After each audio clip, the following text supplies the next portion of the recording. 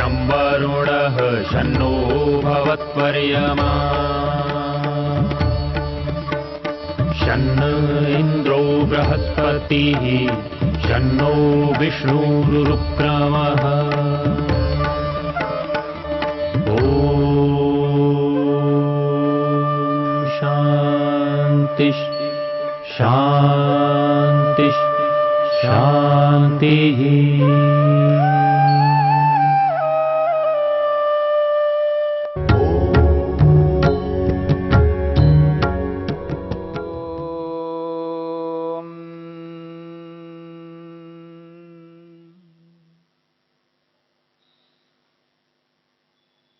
करुणा को लेकर के विचार चल रहा है। योगाभ्यासी का जो व्यवहार है वो 4 विभागों में विभक्त है। सुखी व्यक्तियों के प्रति अलग प्रकार का व्यवहार, दुखी व्यक्तियों के प्रति अलग प्रकार का व्यवहार, पुण्यात्माओं के प्रति अलग प्रकार का व्यवहार और पापात्माओं के प्रति अलग प्रकार का व्यवहार। प्रारंभिक योगाभ्यासी सभी मनुष्यों को या सभी प्राणियों को ध्यान में रखते हुए एक जैसा व्यवहार नहीं कर पाता है। वह अभ्यासी है, अभी विवेक वैराग्य को प्राप्त नहीं किया है, समाधि नहीं लगाई है, अविद्या को रोक नहीं पाया है। इसलिए प्रारंभिक व्यक्ति को सुखी व्यक्तियों के प्रति मैत्री करनी है तो दुखी व्यक्तियों के प्रति करुणा करनी है।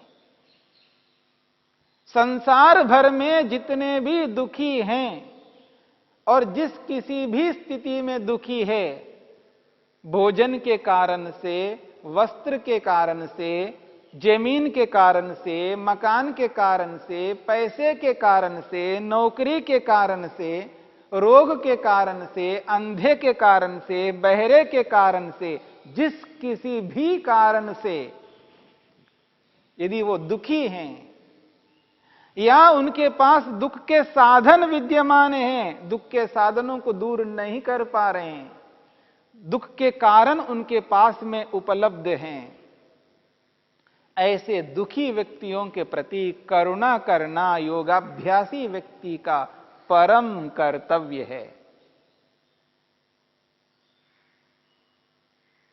देखिए, किसको अपने प्राण प्रिय नहीं होते हैं। जैसे अपने प्राण प्रिय है वैसे ही दूसरे भी अपने प्राणों को प्रिय मानेंगे। इसलिए किसी कवि ने बहुत ही अच्छी बात कही है,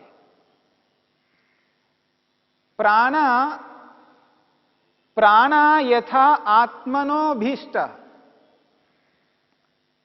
प्राणा यथा आत्मनोभीष्टा भूतानामपि ते तथा। आत्मौपम्येन भूतेषु दयाम कुर्वन्ति साधवः। बहुत अच्छी बात कही है। ये जो साधु होते हैं, ये जो संत होते हैं, योगाभ्यासी जो होते हैं, दयाम कुर्वन्ति, वो दया करते हैं। आत्मौपम्येन भूतेषु, अपना आत्म व्यवहार, आत्मानुभूति करते हुए अपने आप को एक दृष्टांत के रूप में, उदाहरण के रूप में, उपमा के रूप में प्रस्तुत करते हैं। कौन? जो साधु हैं, जो योगाभ्यासी है, जो संत हैं, वो अपने आप को एक उपमा के रूप में, एक दृष्टांत के रूप में प्रस्तुत करते हैं। दुनिया वाले देखें कि ये दयावान व्यक्ति होते हैं, ये दया करने वाले होते हैं। वो दया इसलिए करते हैं, वो ये जानते हैं जिस प्रकार से प्राणा यथा आत्मनोभीष्टाः, जैसे प्राण स्वयं के लिए प्रिय होते हैं, भूतानामपि ते तथा, अन्यों के लिए भी वैसा ही है। जैसे अपने लिए प्राण प्रिय है, वैसे दूसरों को भी प्राण प्रिय हैं। इसलिए वो रक्षा करने में तत्पर होते हैं। वो दूसरों की रक्षा किए बिना नहीं रह सकते। अन्न से, वस्त्र से, जल से, मकान से, भूमि से, पैसे से, जिस किसी से भी उनकी रक्षा करना त्यागते नहीं हैं। महर्षि वेदव्यास ने एक बहुत अच्छी बात कही है। प्राण संशय मापन्नम यो न रक्षति शक्तिमान सर्व धर्म बहिर्भूतः स पापाम गतिमाप्नुयात। बहुत अच्छी बात कही। जो प्राण संकट में हैं, प्राण संशय मापन्नम, जो प्राण संकट में हैं, जिनके प्राण संकट में हैं, चाहे वो भूख के कारण से हैं, चाहे वो अत्यधिक शीत के कारण से, अत्यधिक धूप के कारण से, या वस्त्रों के अभाव से, या जिस किसी भी अभाव से जिसके प्राण संकट में हैं, यो न रक्षति शक्तिमान, जो शक्ति है, जिसके पास सामर्थ्य है, जिसके पास किसी भी प्रकार का अभाव नहीं है, जिसके पास अन्न की शक्ति है, वस्त्रों की शक्ति है, जमीन की शक्ति है, हर प्रकार से वो सामर्थ्य से युक्त है, समर्थवान है, शक्तिशाली है, और सामर्थ्य होता हुआ भी दूसरों के प्राणों की रक्षा नहीं करता, उसके लिए महर्षि वेदव्यास कहते हैं, वो कहते हैं सर्वधर्म बहिर्भूतः स, वो सभी कर्तव्यों से दूर होता जा रहा है। सर्वधर्म, धर्म का मतलब यहां कर्तव्य है। सर्वधर्म बहिर्भूतः स पापाम गतिमाप्नुयात, वो अपने समस्त कर्तव्यों का उल्लंघन करता हुआ, अपने कर्तव्यों से दूर भागता हुआ, वह व्यक्ति पाप को प्राप्त होता है, वह व्यक्ति पापी बनता जाता है। इसलिए पाप नहीं करना है, पुण्य करना है, और पुण्य का कारण दया यानी करुणा है। इस बात को समझने की चेष्टा करनी। इसलिए जो भी प्राण संकट में हैं, क्योंकि आज दुनिया में ऐसे लोग हैं जो भूख के कारण से अपने जीवन लीला को इतिश्री करते जा रहे हैं, अपने जीवन को समाप्त करते जा रहे हैं। अन्न के ना होने के कारण से, भोजन के ना होने के कारण से जिनकी मृत्यु होती जा रही है, ऐसे प्राण संकट वाले जितने भी प्राणी हैं, उन समस्त प्राणियों के प्रति दया करना है, करुणा करनी है, परमेश्वर से प्रार्थना करनी है, और ऐसी प्रार्थना करनी है, ऐसी दया करनी है, जो हम अपने निकट से निकट व्यक्ति के लिए, पति के लिए, पत्नी के लिए, माता के लिए, पिता के लिए, भाई के लिए, बहन के लिए, अपने निकट के निकट लोगों के लिए जिस प्रकार दया करते हैं, जिस प्रकार की प्रार्थना करते हैं, जिस प्रकार उनको उन्नत, उनका कल्याण चाहते हैं, उसी प्रकार से, वैसा ही मन से, उसी भावना से उन समस्त दुखी व्यक्तियों के प्रति जो प्राण संकट में हैं, उनके प्रति मन से, अंदर से वैसी ही दया करुणा करनी है जो हम अपने निकट लोगों के प्रति करते हैं। जब इस प्रकार की दया हमसे नहीं होगी तो हमारा मन प्रसन्न नहीं रह पाएगा। जब दूसरों को सुख देने से मन प्रसन्न होता हो, तो क्यों ना ऐसा किया जाए कि दूसरों को सुख दिया जाए, यानी दूसरों के दुखों को दूर करने से दूसरों को सुख दिया जाएगा। सामने वाले व्यक्ति के दुख को दूर किए बिना उसको दुख कैसे दे पाएंगे, सुख कैसे दे पाएंगे? दूसरे के दुख को दूर किए बिना उसको सुख कैसे प्राप्त होगा?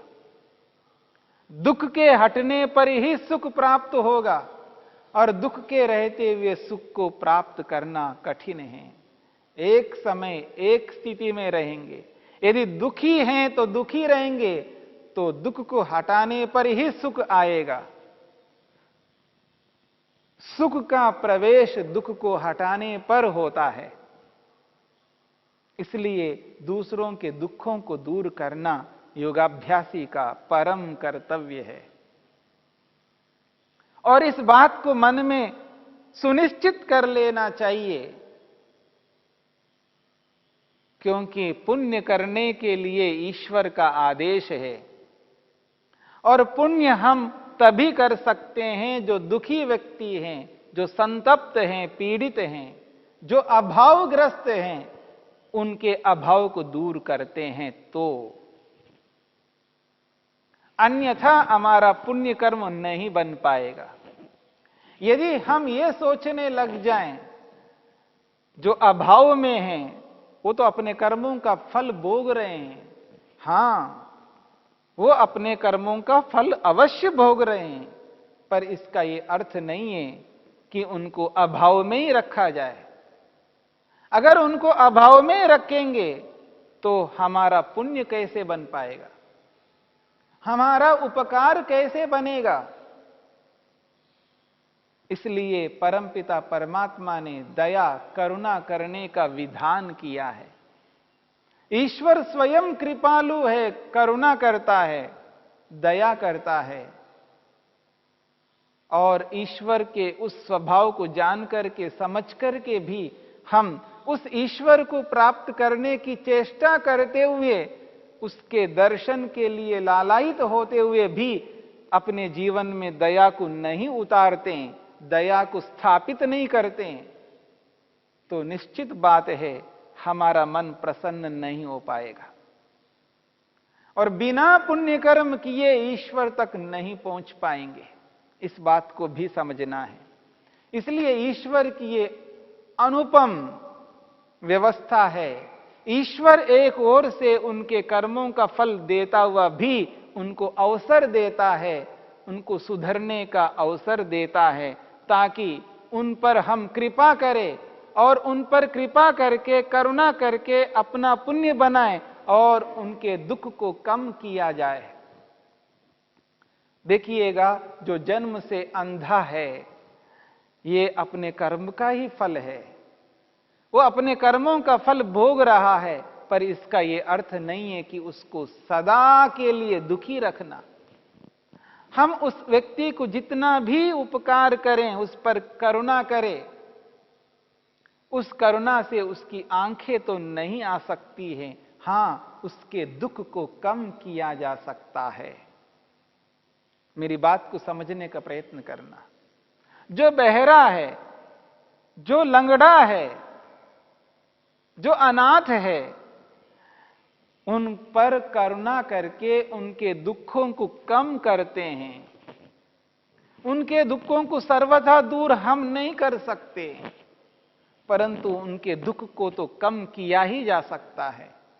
और ऐसा करके उनके अंदर वो स्थिति उत्पन्न करते हैं, उनको ये एहसास हो जाए कि देखिए, हम जिस स्थिति में है ये हमारे पाप कर्मों का परिणाम है।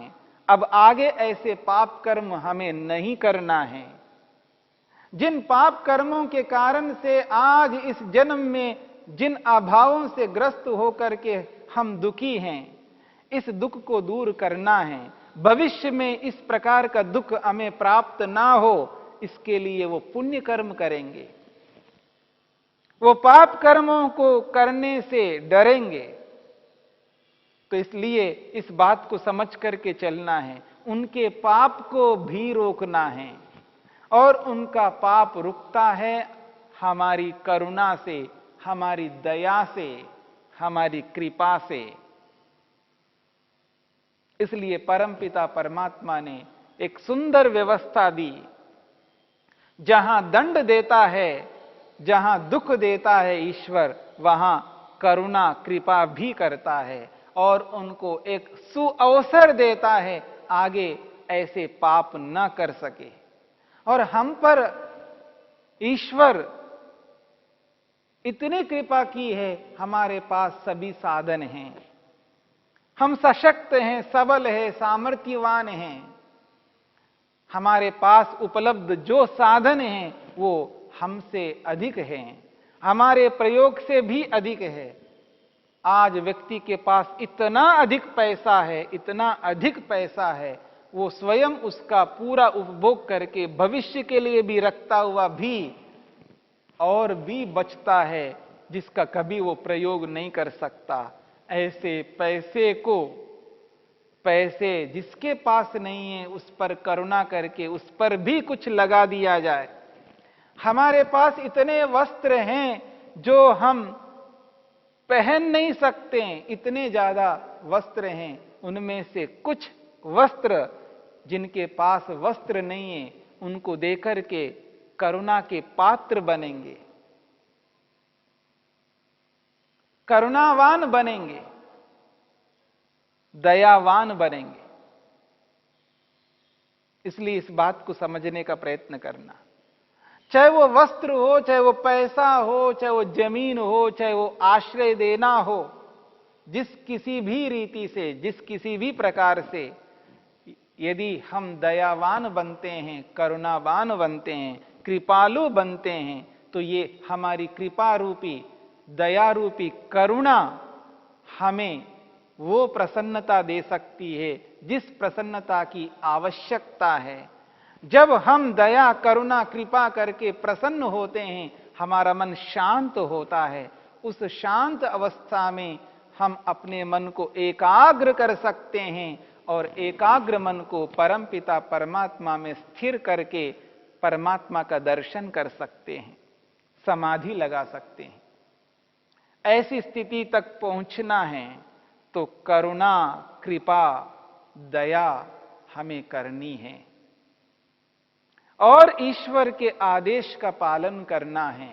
जैसा जैसा ईश्वर आदेश करता है वैसा वैसा हमें करना है। जब ईश्वर स्वयं दयालु है, करुणालु है, कृपालु है, हमें भी दयावान, करुणावान, कृपालु बनना है और कृपा करके, करुणा करके हम अपने मन को उसी प्रकार से प्रसन्न रख सकते हैं जिस प्रकार की प्रसन्नता से हमारा मन एकाग्र होता है, हमारा मन ईश्वर में स्थिर होता है। उस स्थिति तक पहुंचना है। इसलिए दुनिया भर में जितने भी दुखी हैं, संतप्त हैं, पीड़ित हैं, उनके प्रति मन से, अंदर से करुणा उसी भावना से करना है जिस भावना से अपने निकट लोगों के प्रति हम करते हैं। इस प्रकार से दयावान करुणावान बनकर के, प्रसन्नता को लाकर के, एकाग्र होकर परमात्मा में स्थिर होना ही हमारा कार्य है। इस कार्य को सफल बनाना है।